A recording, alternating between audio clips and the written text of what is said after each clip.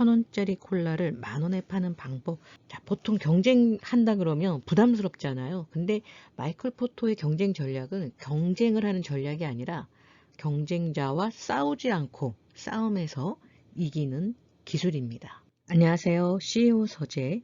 오늘은 사장을 위한 MBA 필독서 50을 가지고 왔습니다. 부자회사 부자 CEO들의 필독서죠. 아마존 구글이 선택한 바로 그 성장 전략 MBA 필독서 50에서 만나볼 수 있습니다. 세계의 비즈니스 엘리트들이 앞다퉈서 읽고 있는 경영 명저들을 한 권에 모은 책이고요. 이 책 안에는 MBA가 꼽는 필독서들을 선별해서 그 가운데 또 추려서 50권으로 만들었다고 합니다. 저자를 먼저 살펴보겠습니다. 나가이 다카이사라는 마케팅 전략 컨설턴트면서 또 원츠 앤드 밸류라는 회사를 경영하고 있습니다. 나가이 다카이사는 마케팅 매니저로서 사업 전략을 지휘했고요. 사내 인재 육성 책임자로서 소프트웨어 사업을 이끌었다고 합니다. 누적 판매 부수가 120만 부가 넘는다고 해요.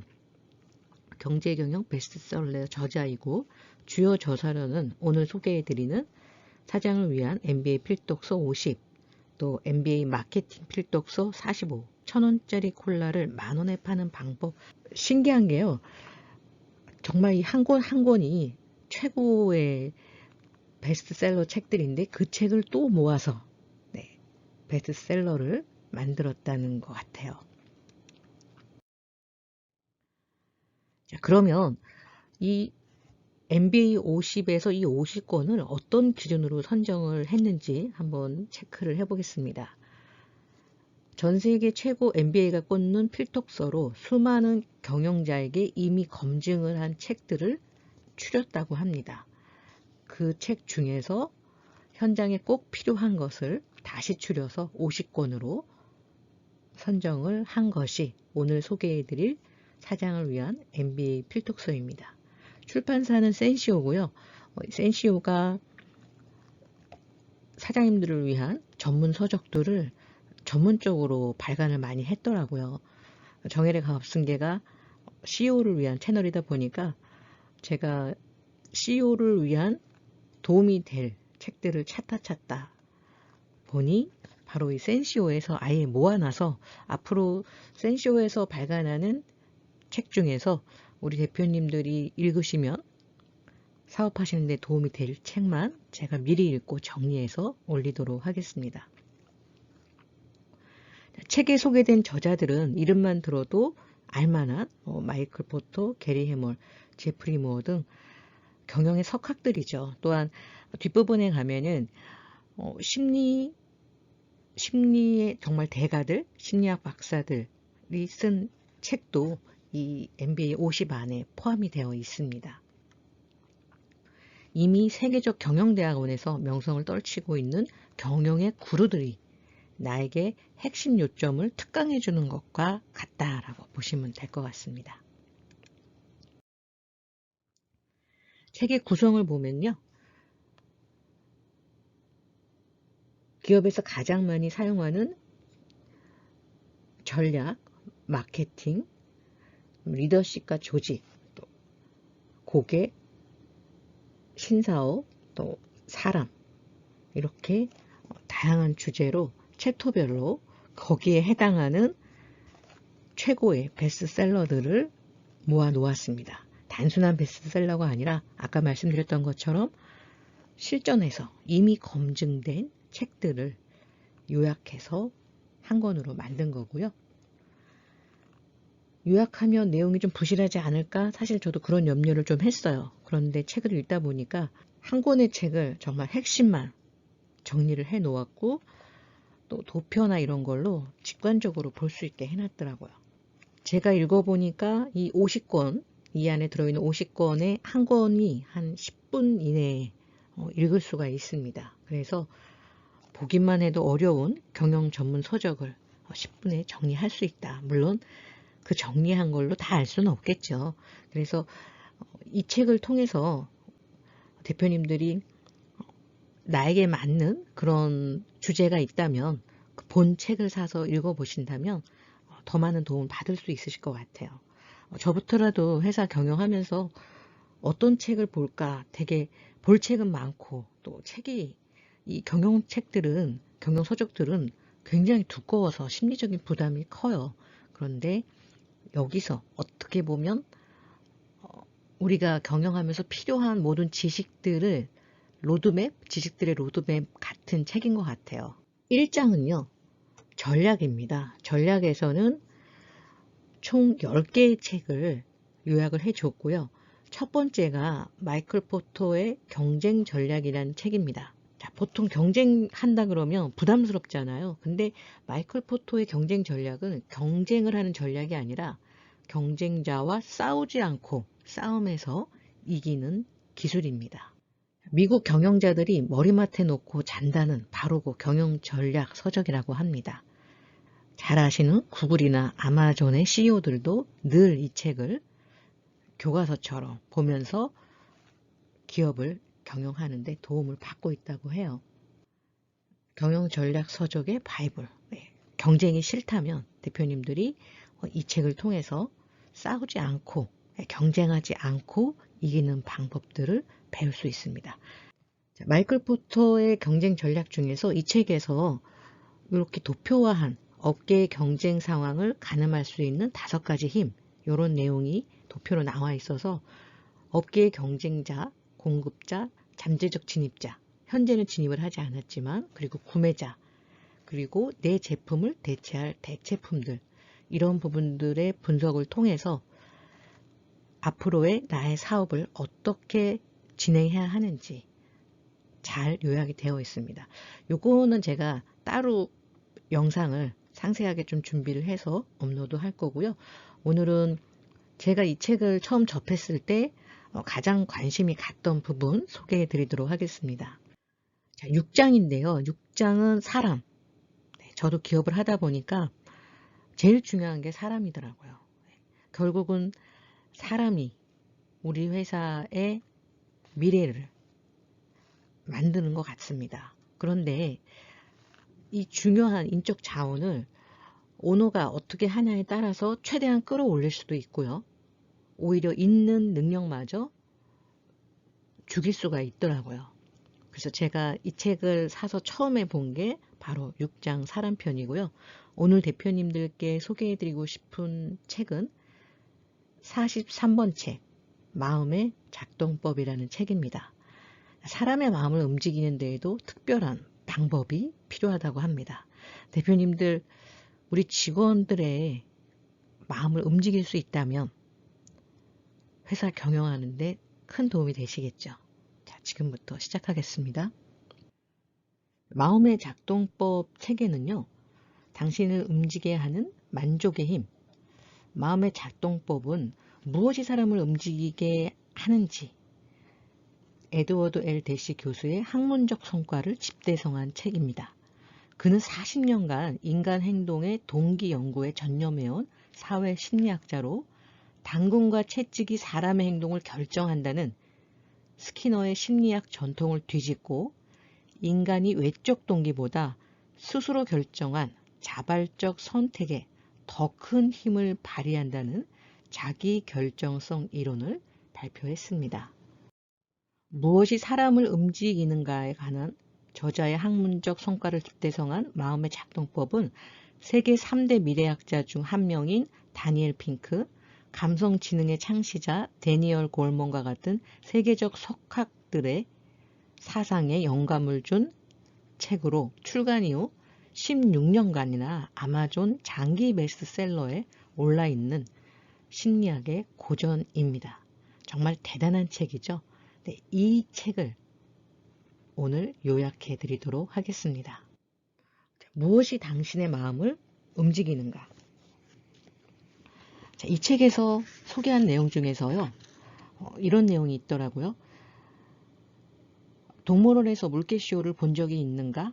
배고픈 물개는 사육사가 주는 물고기를 받아 먹으려고 앞발로 박수를 치거나 관중에게 흔드는 등 시키는 행동을 한다. 그런 모습을 보고 저렇게 보상을 이용해서 직원이나 아이들도 시키는 대로 움직이게 만들 수 있지 않을까? 라고 생각해 본 적이 있는가? 물개는 물고기라는 보상이 없다면 아무것도 하지 않을 것이다. 동기부여 이론에서는 이를 외적 동기부여라고 한다. 먹이가 사라지면 외적 동기부여도 사라진다. 직원이나 자녀가 보상이 없이도 올바르게 행동하기를 바란다면 어떻게 해야 할까? 심리학자 해리 할로는 원숭이 우리의 퍼즐을 넣어봤다. 아무런 보상도 없었지만 원숭이는 즐거운 듯이 열심히 퍼즐을 맞췄다고 한다. 할로는 이 현상을 내적 동기부여라고 명명했다. 스스로 학습해서 하려는 의욕을 말한다. 보상, 위협, 경쟁은 내적 동기부여를 악화시킨다. 대신은 보상이 내적 동기부여를 어떻게 변화시키는지 실험을 했다. 누구나 일단 시작하면 몰입하게 되는 소마 퍼즐을 이용하기로 했다. 먼저 학생들을 두 그룹으로 나누고 한 그룹에는 금전적 보상을 조건으로 걸고 다른 그룹에는 아무 조건 없이 30분 동안 퍼즐을 풀게 했다. 양쪽 모두 열심히 퍼즐을 풀었는데 문제는 휴식 시간에 한 행동이었다. 무보상 팀은 퍼즐은 재밌다고 생각하며 휴식 시간에도 계속 풀었다. 한편 보상팀은 휴식 시간엔 돈을 주지 않으므로 퍼즐 풀기를 그만뒀다. 보상이 있어서 오히려 퍼즐의 재미가 반감된 것이다. 대신은 추가 실험을 실시했다. 무급으로 열심히 대학 신문 제작을 돕던 학생들에게 급여를 지급했다. 그러다가 돈이 떨어져서 급여를 주지 못하게 되었다고 했더니 학생들은 일에 흥미를 잃어버렸다. 사람은 누구나 외부로부터 조종당하지 않고 스스로 선택할 때 활발히 행동한다. 자율성은 인간 본성이기 때문이다. 자율성이란 자기 행동을 스스로 결정하는 것이다. 외적 동기부여에서는 자율성이 약해진다. 누군가의 통제를 받고 있다고 느끼면 스스로 선택했다는 감각이 약해진다. 그로 인해 내적 동기부여는 약해진다. 대신은 추가로 금전적인 보상을 주는 대신 퍼즐을 풀지 못하면 벌을 준다고 위협을 하는 실험도 해보았다. 위협은 효과가 있어서 순조롭게 진행이 됐다. 하지만 퍼즐을 즐긴다는 느낌은 완전히 사라져버렸다. 업무 목표를 강요하는 것, 데드라인을 설정, 감시하는 것도 일종의 위협이다. 이런 것들도 내적 동기부여를 저하시킨다. 대신은 퍼즐을 2인 1조로 풀게 하면서 한 그룹에는 경쟁 없이 빨리 풀라고만 하고 다른 그룹에는 상대와 경쟁을 붙였다. 그 두 그룹을 비교해보니 경쟁을 시킨 쪽의 내적 동기부여가 약해져 버렸다. 타인과의 경쟁 역시 내적 동기부여를 약화시킨다.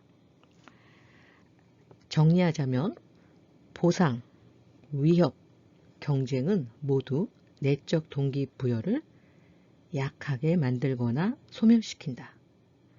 사람은 자발적 선택으로 행동할 때야 그 행동의 의미를 느끼고 수긍한다. 선택의 기회가 내적 동기부여를 높인다는 말이다. 그래서 이 책이 오랜 동안 베스트셀러가 될 수 있었던 것 같아요. 보상, 위협, 경쟁은 내적 동기부여를 악화시킨다. 그렇다면 내적 동기부여를 위해서 꼭 필요한 것은 무엇일까요? 보상이 도움이 되는 경우도 있다. 단순 반복 작업의 경우 적절한 보상으로 통제하면 생산성이 향상되는 효과가 나타난다. 단, 보상으로 주어질 때만 한다는 태도가 정착될 수 있다. 보상을 활용할 때에는 두 가지 주의할 점이 있다. 첫째, 일단 보상을 동기부여의 도구로 사용하기 시작하게 되면 되돌리기가 불가능하다. 금전적 보상을 위해 행동하면 그 행동은 보상이 주어지는 동안에만 지속된다. 공부 1시간에 용돈을 주겠다라는 조건으로 걸면 용돈이 없이는 공부를 하지 않게 된다. 두 번째, 일단 보상이 주는 주요 감신사가 되면 빠르고 손쉬운 방법을 선택하게 된다. 공부 1시간에 용돈 얼마의 조건 하에서는 아이는 그 1시간을 쉬운 것만 공부하며 어떻게든 때우려고 한다. 어려운 문제에는 도전하지 않게 된다. 성과에 걸맞는 보상은 분명 동기부여에 효과가 있다. 하지만 일 자체가 아니라 보상에 관심을 두게 되어 손쉬운 방법을 택하게 된다. 내적 동기부여에도 보상은 있다. 중요한 내용이에요. 보상이 무조건 나쁘다라는 게 아니라 내적 동기부여를 하면서 보상을 병행해서 활용하시려면 내가 선택한 행동에 대해서 자율성을 느끼게 해줘야 되고요. 또 나는 해낼 수 있다는 유능감을 느끼게 해주면서 보상을 병행하면 효과가 있다고 합니다.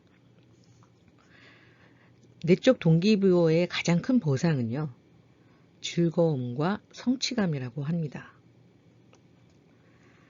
여기서 중요한 내용은 자율성과 유능감 어느 하나만으로는 내적 동기부여가 강해지지 않는다고 해요. 최악은 자율성과 유능감 둘 다 없는 경우다. 강요 혹은 보상이나 억압으로 인해 행동을 하게 되면 궁극적으로는 억울하고 비참한 감정에 빠질 수도 있다. 자, 이 책에서 이런 이야기를 합니다. 통제는요, 더 큰 통제로 가게 된다고 합니다. 외적 동기부여의 악순환이죠. 호기심과 흥미를 갖고 유능감과 자율성을 발휘할 수 있다면 인간은 누구나 성장하고 학습할 수 있다. 반대로 관리와 통제만 받으면 누구라도 무기력해지고 스스로 배우려고 하지 않게 된다. 통제가 풀리면 아무것도 못하게 되어버린다. 그러한 무기력한 모습을 보고 더 강하게 통제해야겠다고 생각하는 경영자들도 있다. 하지만 이는 악순환을 부를 뿐이다. 정말로 필요한 것은 정반대의 조치다. 통제를 그만두고 자율성을 지원해줘야 한다. 누군가를 한 사람의 인격체로 인정하면 유능하고 자율적이라는 자각에 따라 내적 동기를 유지할 수 있게 된다. 각자가 나 스스로 선택해서 하는 행동이라고 진심으로 느낄 수 있어야 한다. 설령 필요에 의하여 적절한 보상을 제공한다 해도 그 사람의 유능함을 인정하고 자율성을 해치지 않도록 배려해야 한다. 중요한 내용이죠. 필요에 의해서 적절한 보상을 제공한다고 해도 그 사람의 유능함을 인정해주고 자율성을 해치지 않도록 배려해 주셔야 합니다. 그렇게 하면 오히려 내적 동기부여가 높아진다. 구성원 한 사람 한 사람에게서 내적 동기를 이끌어내는 것이야말로 조직이 큰 성과를 올리기 위한 열쇠다. 섣부른 성과주의가 직원들을 사사건건 통제하고 그들의 자율성과 유능감을 훼손하고 있는 것은 아닌지 되돌아볼 필요가 있다. 이 책을 통해 우리 조직은 사람들의 동기부여를 위해 어떤 관점을 갖고 있는지 살펴보기 바란다. 자, 오늘 세계 리더들이 꼭 읽어야 하는 MBA 필독서 50권 중에서 사람에 관련된 내용,